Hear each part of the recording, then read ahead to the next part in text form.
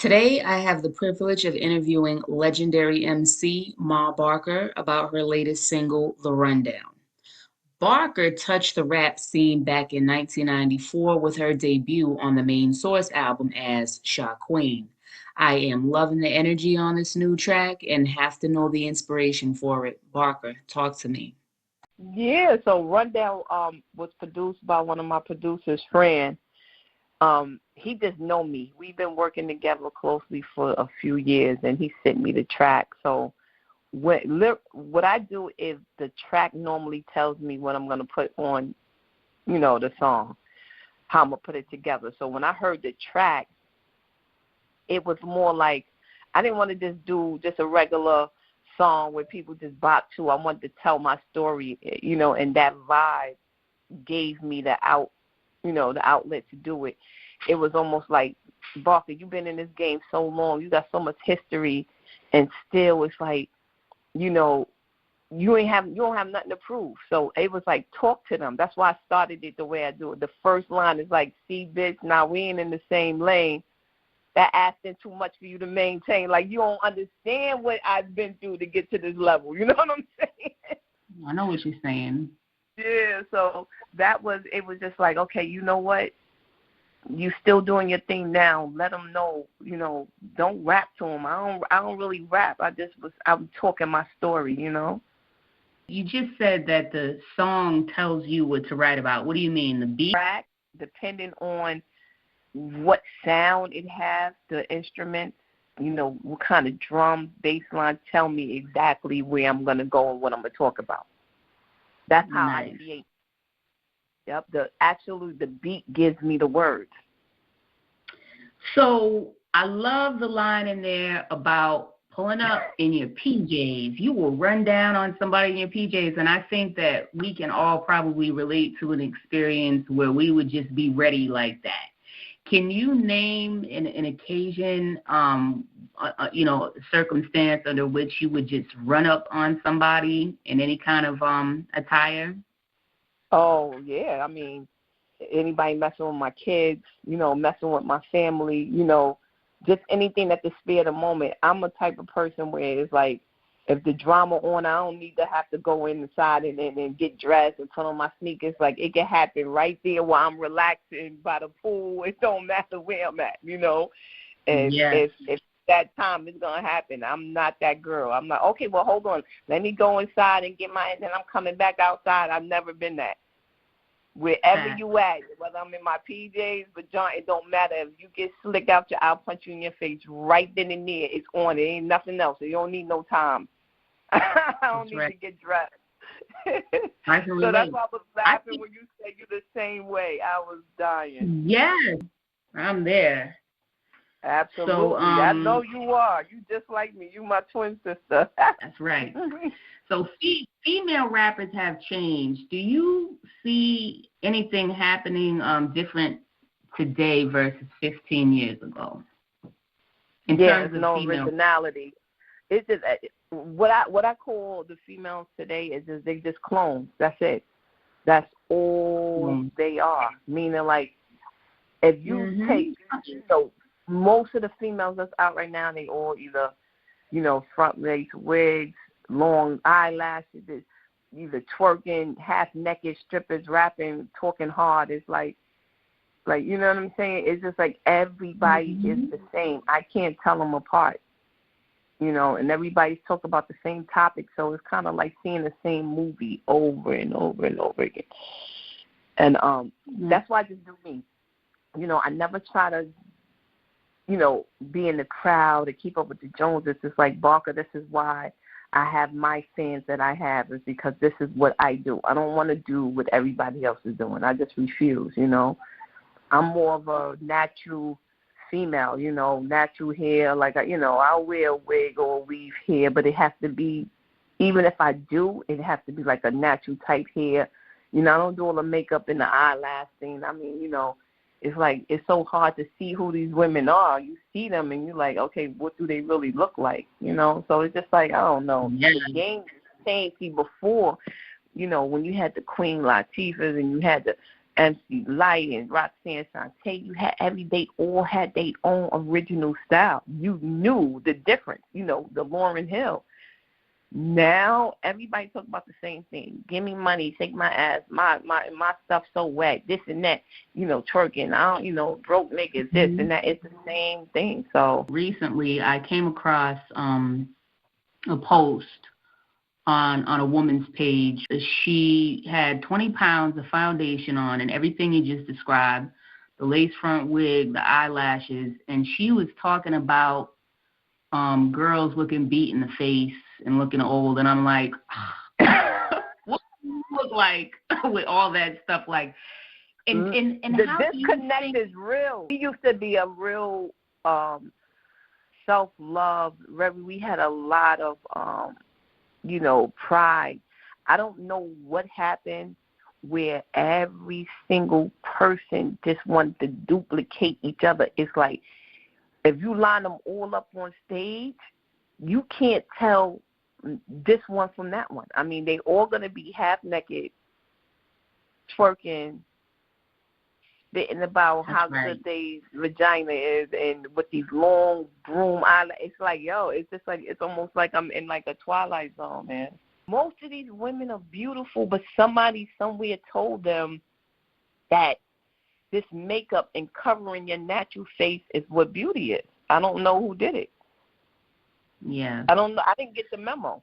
I like what you do on your Instagram page in terms of switching up your look. Now, I know that that's like camera magic that you're doing, but you have so many different types of looks. That's a guy. He takes pictures of me and he sends them to me done. So he completely diversifies your look. We see you in Victorian era. We see you in Gothic. We see you in all these different styles. It just makes you so palpable to different cultures. I love that. Okay, so the next question is, Kay Slade's passing had to have been very impactful on you because he was a part of your last project, right? Absolutely. When somebody kicked the wind out of you, that's what his passing was, because you don't understand. Like, when I tell you, Kay Slade was the first DJ I started with, and I was the first female rapper he started with.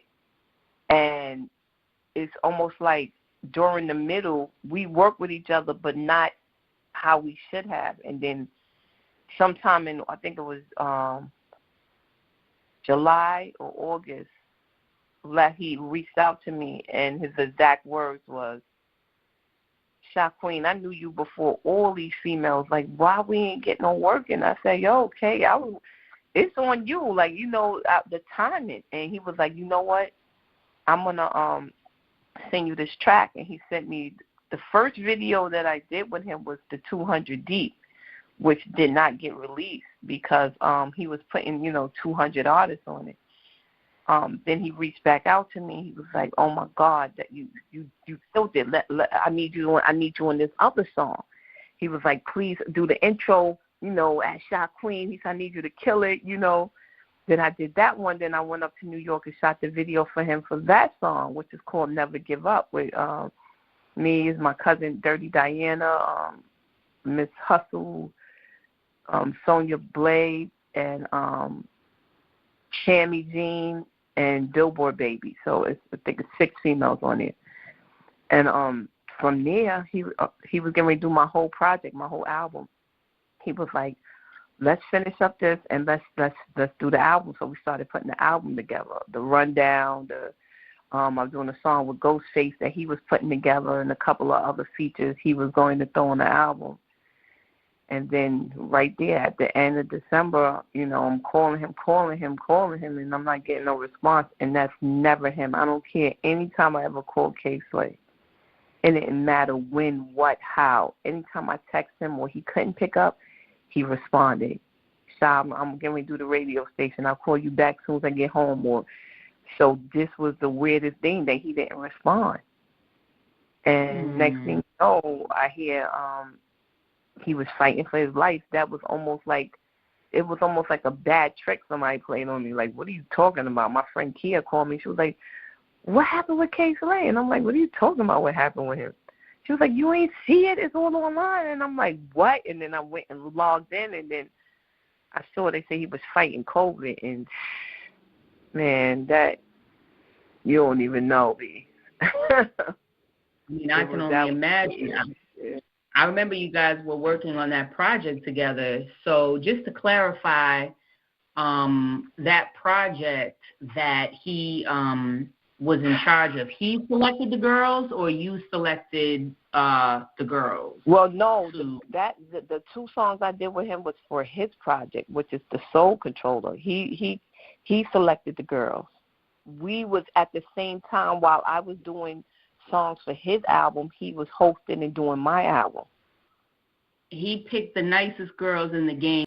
Yeah, I didn't even know who was on the song. He picked Miss Hustle and Tammy Jean and Dirty Diana and Billboard Baby. Yes, he sent everybody just a beat and said give him a verse. We didn't do the song together. Can you tell me, in your opinion, what you think the qualities the qualities of a good female rapper would be of today? I mean, if commercialized hip hop didn't have its way, what would you think those qualities would be? Well, just what I think the qualities would be were originality, and females who actually was born with the gift, meaning they can actually write their songs, I think that is the qualities you need. It's not really about looks. It's not really about anything else but having the right team. But the qualities, I say a female, you should at least be able to write, because I've seen too many females' careers come to an end because they have a fallout with these men, and that's writing for them, and now either they got to find another writer. That's why you see females sometimes that's out, and you're like, oh, this song changed. Like, oh, she changed her whole style. No, she had to change her writer, So I think a lot of people watch rap and just want to do it so bad. They don't care. I had a female that I know that we was pushing, and she had a fallout with her writer, and that's what happened. So, if God gives you the talent to be an artist, then do it. If God didn't give you the talent, maybe that's not what you're here for. Everybody want to be famous, but not everybody could do it. Every now and then you'll see somebody who's absolutely depraved, and then if you look outside the immediate circle of their manager, like where their cosigns coming from, they force feed that content to the public. So without the cosign, would you even be really considering this song or as a top song? If somebody keeps feeding you something, eventually, and you have no choice, eventually you will start to like it. You also act. Could you talk to me a little bit about that? I found you on IMDb. Like, what is really going on? Yeah, well, you know what? I'm multifaceted. I just like to do different things. I'm actually the associate producer of Project Heat, which is one of the biggest web series out right now. We actually got picked up by a big network, Tubi. We have 5 different states now. We have Project Heat New York, Project Heat Atlanta, Project Heat Connecticut, Project Heat Baltimore, as well as we're getting ready to do a Project Heat Texas. So the acting is something I've always done. I always had little parts on like TV One or Showtime, on the Hollywood Jump Off show. I did some stuff on BT, actually, which I'm so happy because my video should be dropping for Rundown on BT as well. But acting is something that's my first love. Even when I was in junior high school, I always told people, they said, "Where you gonna grow up? What you gonna be?" I said, "A movie star." I love to be able to be different characters, to push myself to the limit to see what type of roles I could play. So right now I do have an agent, and I got a couple auditions actually coming up in California. So, like I said, anything music, entertainment, that's in my blood. So I just love that. I love acting. We did a short film called I Didn't Do It. with my guy G Muggs from Power. He was in Power, and me and him did a short film together, which came out amazing. And like I said, I got a few other projects that I'm auditioning for coming up now too. Let's get into a snippet of the visuals for the rundown. Check it out. Swerving on the ops, black on black suburban, circling the block. We say sick, pretty face, know we got the drop. Grab them up, stab them up, gag them with the sock, and they screaming, man down, get what we eating. They don't want us to come with beef, they vegans. I don't big talk, nah, I don't chit chat. Yeah, I just sit back, call shots, get stacks. Then run down on them, we got one. We run down on them, we got one. I play the win like we in the Hunger Games. Hit a 100 rounds like the gun range. Big roof aim, I'm not missing none. Hitting them, yeah, to her shit numb. I don't need no shit to come. Back on me, the deeds is back on me. It's just rats, and that's exactly one story. I don't need no glory. So if it ever get to that, just get my back and get them alibis for me. I gentrified, I move right in your hood. My 9 on Section 8, I move right in your hood. I sustain, I don't complain about life. Just cop the Audemars, $1.80 with the ice. Your face, it got the $1.80 from the slice. Hats off, I salute. You came home with your stripes. Used to bite, now you kitten. Bark different. 2 pipes to come through licking like 2 gas. I don't big talk. Those are some strong visuals right there. What else do you have lined up, sis? Getting ready to do this ambassador for actually this cosmetic line that's so fire that's coming out. It's called Pretty Bish, like BISHH, and I'm excited because I'm one of the faces for that, and I love makeup. So, but they'll find me out doing that. And some more Project Heat. Check out Project Heat. It's on YouTube or Tubi. Check out me coming with the Pretty Bish. I'm going to be the ambassador, face of that. Nice. Where can people find you online? Oh, yeah, definitely. Well, everything online now, whether it's Twitter, IG, Facebook, YouTube, is The Real Ma Barker. Thank you so much for speaking with me today. You're welcome, baby. Anytime. You know I love you, girl. And I love you too. I really appreciate you.